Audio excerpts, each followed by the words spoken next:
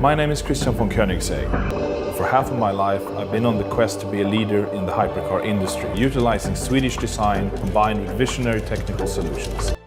Imagine a hypercar getting faster, without a single new part, no new engine, no new motor, just code.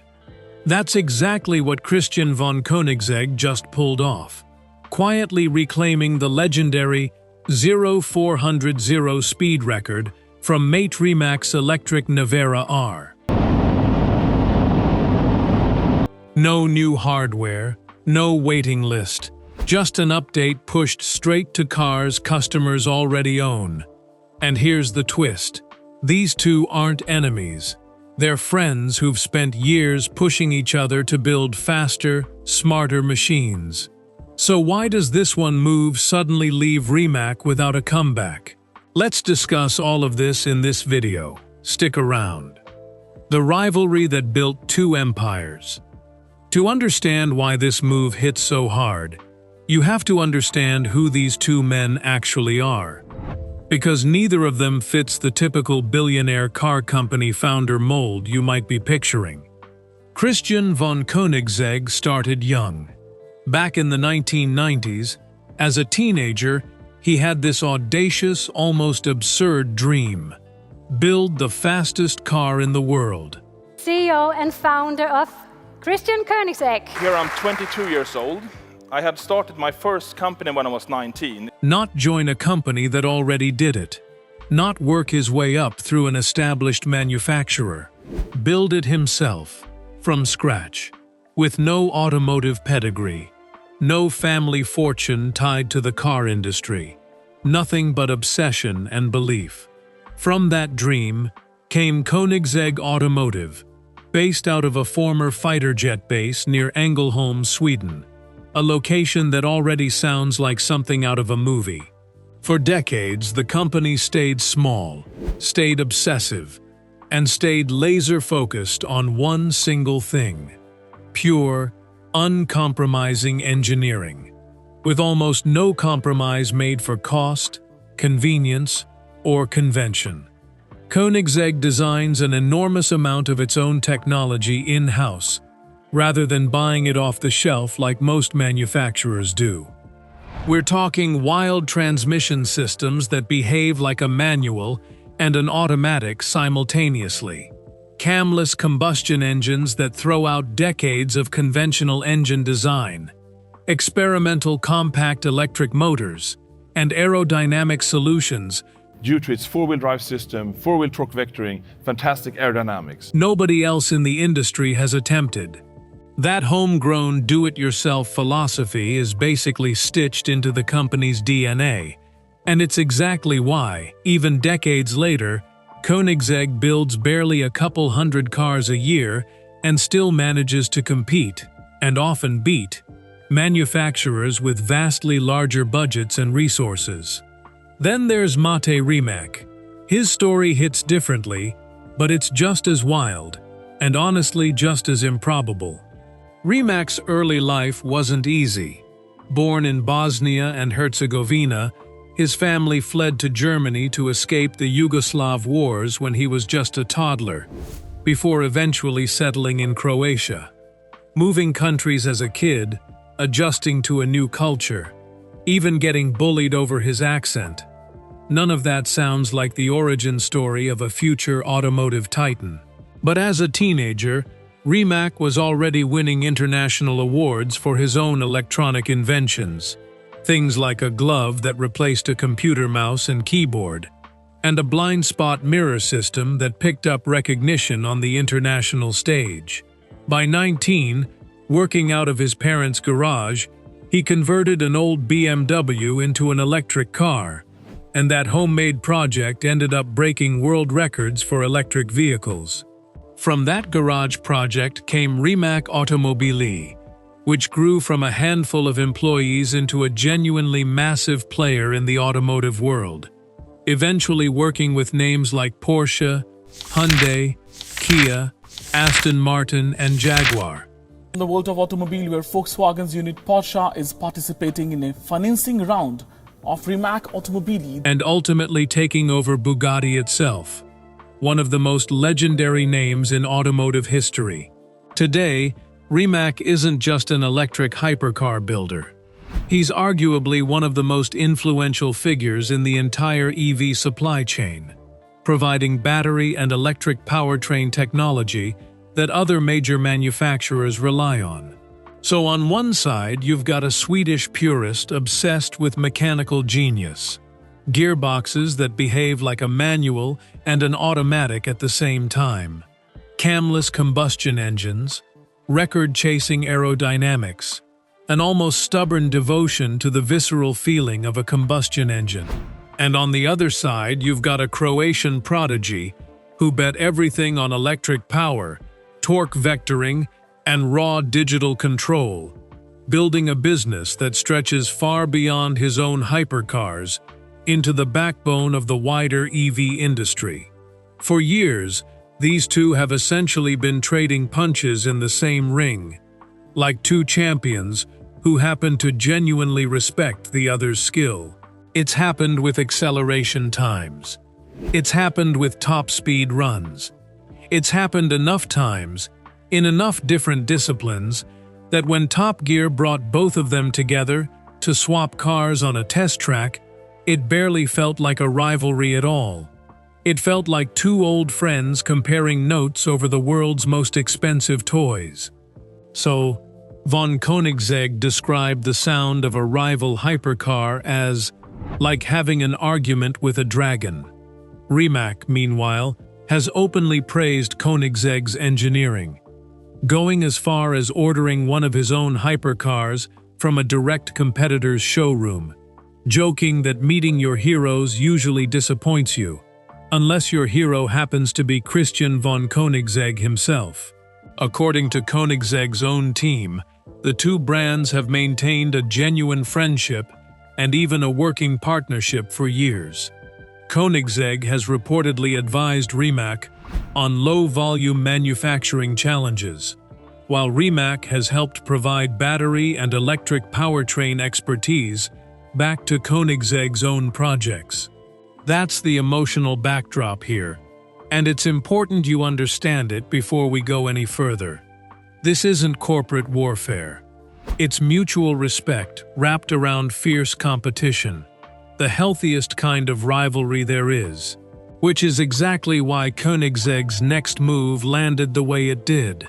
Not as an insult, not as a takedown, but as a masterstroke that even Rimac's own camp probably had to admire, at least a little, before quietly realizing they didn't have a fast way to respond. The toughest speed test on Earth.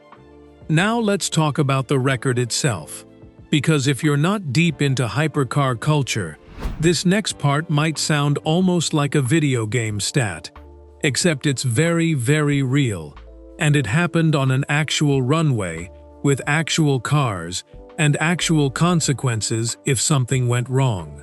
The test is called 0400-0. It means accelerating a car from a complete standstill all the way to 400 kilometers per hour. That's roughly 248.5 miles per hour. And then braking all the way back down to a complete stop. Not just hitting top speed and coasting.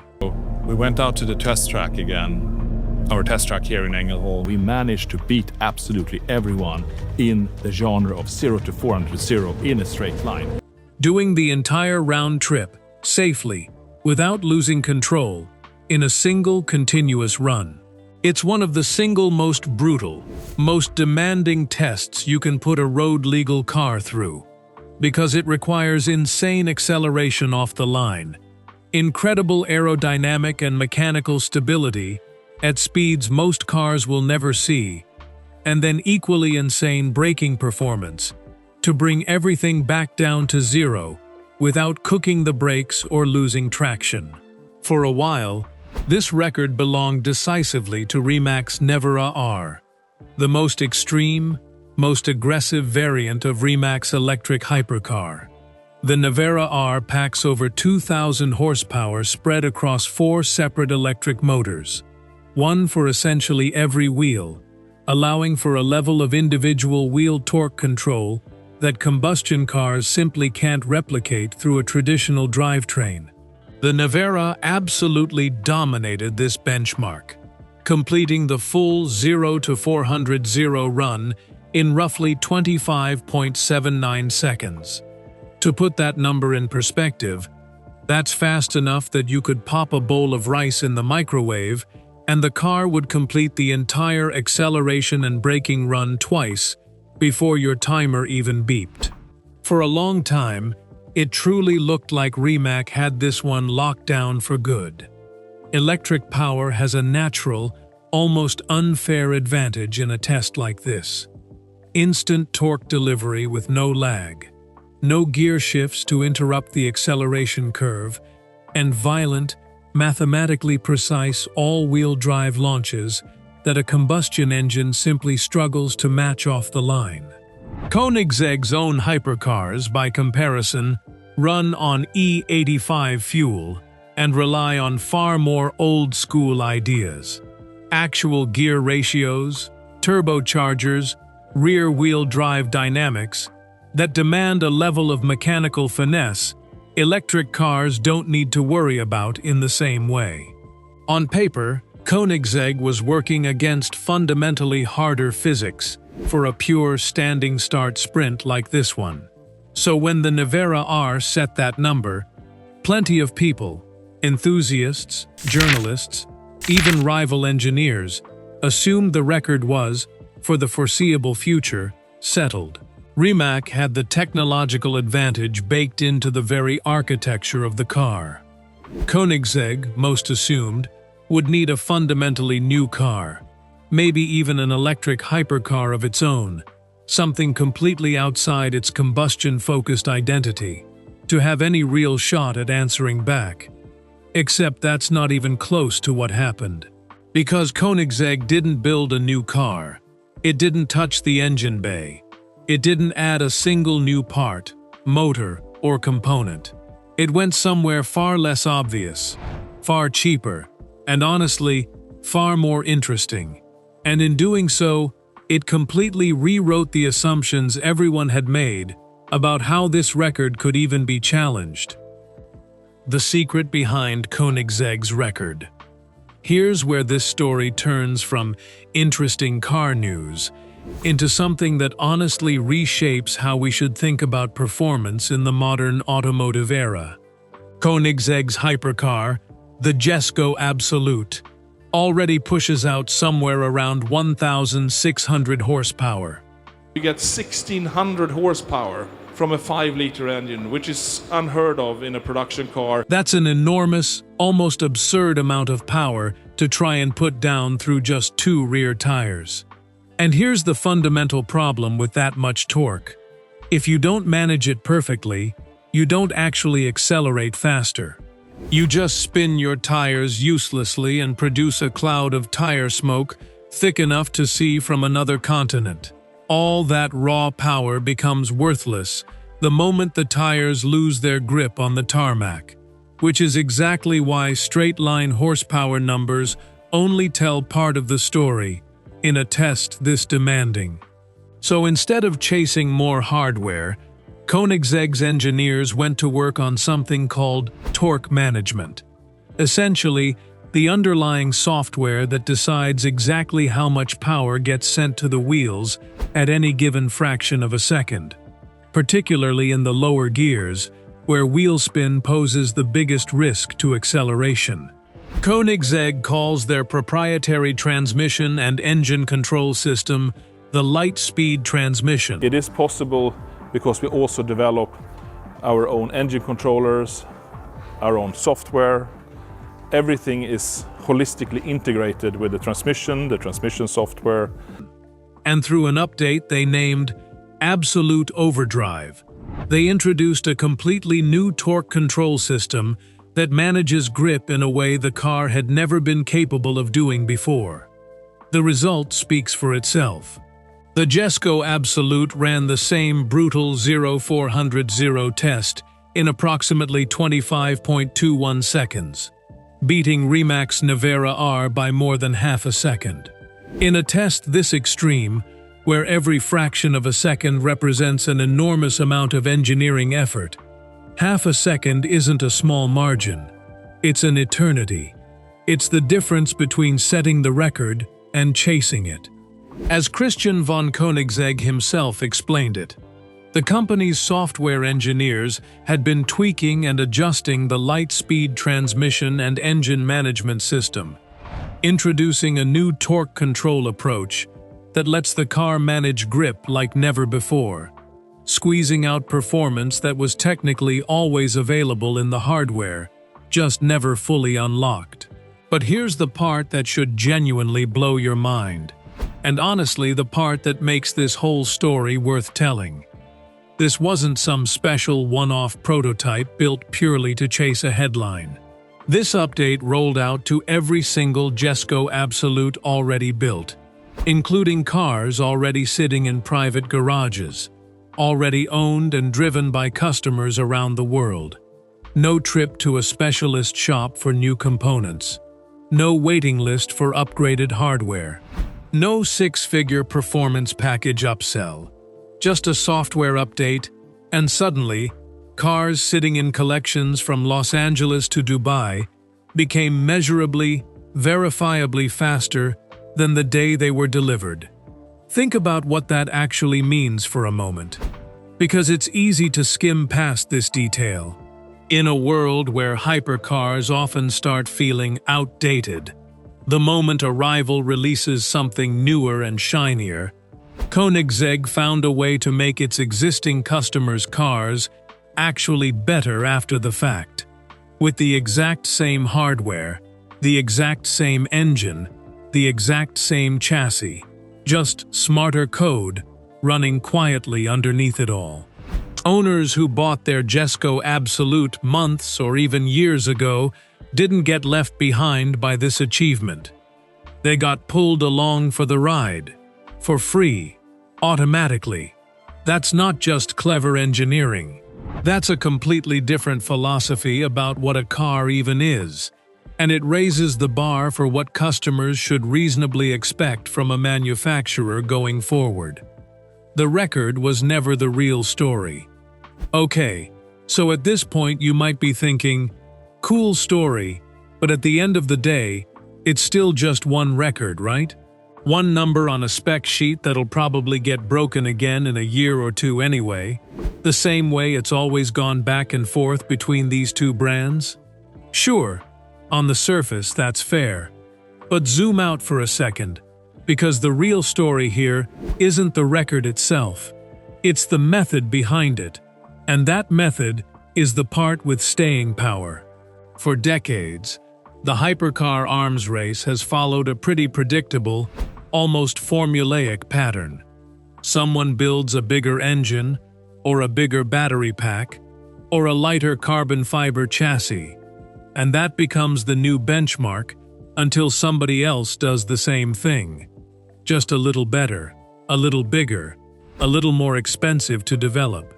It's fundamentally an arms race of hardware, more horsepower. That's 800 horsepower and 1250 newton meters of torque. In that little in that little black disc there. And what's the weight of that? That's 39 kilos. More electric motors, more exotic materials science, more money thrown at the problem. What Koenigsegg just proved, in the clearest possible way, is that there's an entirely different lever available to pull. And it's one that costs a fraction of what a hardware redesign would cost, ships in a fraction of the time, and rewards existing customers, instead of leaving them stuck with yesterday's technology. If a manufacturer can genuinely unlock meaningfully more performance purely through smarter software, without touching a single physical component, then the entire industry assumption that a car is finished the moment it leaves the factory starts to look genuinely outdated. Your smartphone gets noticeably better through software updates every year. Increasingly, it looks like your seven-figure hypercar might follow that exact same path. This also lands at a genuinely fascinating moment in the broader industry. because the electric versus combustion debate inside the hypercar world has been getting louder, not quieter. Interestingly, von Koenigsegg himself has been fairly blunt about his own skepticism toward fully electric hypercars, noting in a recent interview that market appetite for a fully electric hypercar right now seems extremely low, and describing an electric vehicle as feeling a bit more like a robot, missing some of the throbbing, visceral character that makes a combustion hypercar feel genuinely alive to drive. He's talked about wanting the heat, the pumping, the mechanical drama of shifting gears, even while admitting he genuinely loves the responsiveness and smoothness electric power delivers. And he's not alone in holding that view. Other performance car executives across the industry have voiced very similar doubts recently about softening demand for extreme electric performance vehicles at the very top of the market. So here's the layered irony sitting at the center of this whole situation. An old-school combustion purist just beat an electric hypercar's signature record using pure software intelligence, the exact same kind of digital wizardry that electric vehicles are supposed to hold a natural advantage in. Koenigsegg essentially beat Rimac at a game software is supposed to favor electric cars in, using a car that runs on gasoline. That's not a small flex. One exhaust valve and force all the exhaust gases to one small turbo, so we get full spool up at 1700 RPM. We have 600 Newton meters at 1700 RPM from a 2-liter 3-cylinder engine. That's practically a philosophical statement about where real engineering advantage lives going forward. And it raises a genuinely exciting, forward-looking question for the entire industry to sit with. As manufacturers get better and better at extracting performance through code rather than components, do horsepower numbers printed on a spec sheet even matter as much as they used to? Or does the real competitive edge of the next decade shift toward whoever employs the smartest software engineers, writing the control systems quietly running behind the scenes, invisible to the naked eye, but very much visible on a stopwatch? Can Rimac strike back? So, realistically, what does Rimac actually do next? Because this is the part where things genuinely get tricky for Mate Rimac's team. Unlike Koenigsegg's move, Rimac can't simply push out a comparable software patch overnight and expect to instantly reclaim the record. Electric powertrains already run extremely sophisticated software, controlling torque distribution independently across all 4 motors. The Nevera R's own torque vectoring system. Torque vectoring is a system that provides optimal dynamic performance for a vehicle at any given situation. A conventional drivetrain is limited by its slow reaction time and inability to control each wheel separately. Is already considered one of the most advanced setups in the entire industry, refined over years of development. There simply isn't as much obvious headroom left to squeeze out through code alone, at least not without pairing it with new hardware, new battery chemistry, or an entirely new generation of motor design. And there's another wrinkle here that's worth sitting with. Rimac himself has previously pointed out a noticeable dip in demand for ultra-extreme electric hypercars like the Nevera. If genuine market appetite for fully electric hypercars is softening across the board, something several industry voices, including von Koenigsegg himself, have echoed recently, then the pressure to spend enormous engineering resources chasing back a single acceleration record becomes a much tougher business call to justify internally, even if the bragging rights still matter enormously to enthusiasts and to the brand's public image. Meanwhile, Rimac's plate is already incredibly, almost impossibly full. He's not just running Rimac Automobili anymore. He's also steering an entire second legendary brand, Bugatti, through its own delicate transition, blending centuries of combustion heritage with electrified hybrid performance in cars like the Tourbillon. On top of that, there's Rimac technology, which supplies battery and powertrain components to a huge portion of the wider automotive industry, from mainstream manufacturers to fellow boutique hypercar builders. Splitting focus and engineering resources between an EV hypercar chasing back a single record, an entirely separate combustion hybrid brand navigating its own identity crisis, and a massive supply business other companies depend on, means the easy answer of simply throwing more R&D at reclaiming one number isn't necessarily the obvious priority it might have been a few years ago, before Rimac's empire grew this large. So what could an actual answer even look like, if and when it comes? It might not be a direct return shot at 0400 at all. It could be a completely new flagship electric model, built from the ground up, with this exact kind of record in mind. It could be a next-generation battery chemistry or motor architecture that leapfrogs the entire conversation, rather than simply matching Koenigsegg's number by half a second. Or, and this is genuinely the most interesting possibility, Rimac's own engineering team, Our concept engineering team, and are looking for people that will do exactly that. Define future products for global car manufacturers. might already be quietly working on a deep software overhaul of their own, refining their torque vectoring even further, hunting for those last precious fractions of a second, the exact same way Koenigsegg's team just did. Because here's the thing about this rivalry that keeps making it so compelling to watch. Neither of these men gives up easily, and neither one seems to enjoy staying in second place for very long. Given how much genuine respect there clearly is between them, it honestly wouldn't be surprising at all if this exact moment becomes the spark for their next great leap forward. The same way it's happened again and again throughout this entire back-and-forth rivalry over the years. Would you rather own a hypercar that's blisteringly fast on day one and stays frozen exactly as is forever, or one that might quietly, invisibly get faster every single year through nothing more than a software update landing on your car while it sits in the garage? That's genuinely worth sitting with for a second, because it might end up being the single question that defines the next decade of this entire industry, far beyond just these two brands. So at the end of the day, this was never really about who's better. It's two brilliant minds, one chasing mechanical perfection, the other rewriting electric performance, who happen to respect each other deeply, even while battling for the same records. Koenigsegg didn't win by building something bigger. He won by getting smarter, and handed that win straight to customers who already owned the car. For now, Rimac genuinely doesn't have a quick answer.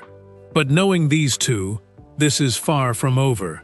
So tell me, does Rimac claw this record back within a year?